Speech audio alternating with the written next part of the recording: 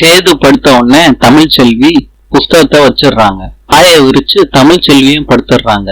ஈஸ்வரி சொல்றாங்க, தமிழ் செல்வி அதிர்ஷ்டத்தால வந்தவ கிடையாது, உங்க அம்மா போட்ட பிச்சடா அப்படின்னு சொல்றாங்க. முதல்ல கல்யாணம் நின்னுச்சுல்ல, அதுக்கு காரணமே அந்த தமிழ் செல்வி தாண்டா.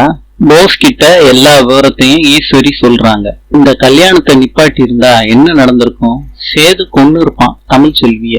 நாளைக்கு அப்புறம் ராஜாங்கத்துக்கும் சேதுவுக்கும் தெரிஞ்சிச்சுன்னா எவ்வளவு பெரிய இடியாரு. வீட்டுல இருக்க ஒவ்வொரு நிமிஷமும் தமிழ் செல்விய நான் நிம்மதியாவே இருக்க விட மாட்டேன்.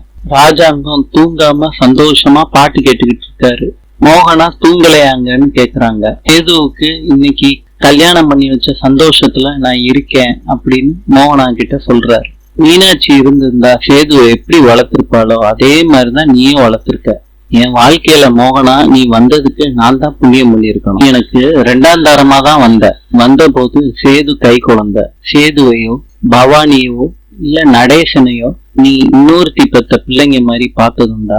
எப்படி என் வாழ்க்கைக்கு வரமா வந்தியோ அதே மாதிரி சேதுவோட வாழ்க்கைக்கு தமிழ் செல்வி வந்திருக்கான். இனிமேட்டு கண்மணியோட கல்யாணம் தான் பாக்கி. எனக்கு ரொம்ப சந்தோஷமா இருக்கு மோகனா.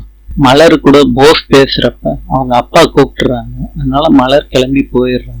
சேது சொல்றாரு தமிழ் செல்விட்ட, நான் கட்டில படுக்கணுமா நீயும் படுக்கணும் சரியா? சரின்னு சொல்றாங்க. சேது சொல்றாரு, நீ கவிதை படிச்சுக்கிட்டே இருந்தியா? நான் தூங்கிட்டேன். நான் சொன்னா தப்பா எடுத்துக்க மாட்டீங்களா? நான் தூங்கட்டுமான்னு கேக்குறாங்க தமிழ் செல்வி. நீ படுத்துக்கோன்னு சேது சொல்றாரு. நாளை சந்திக்கலாம். இன்று ஈரானின் தலைநகரம்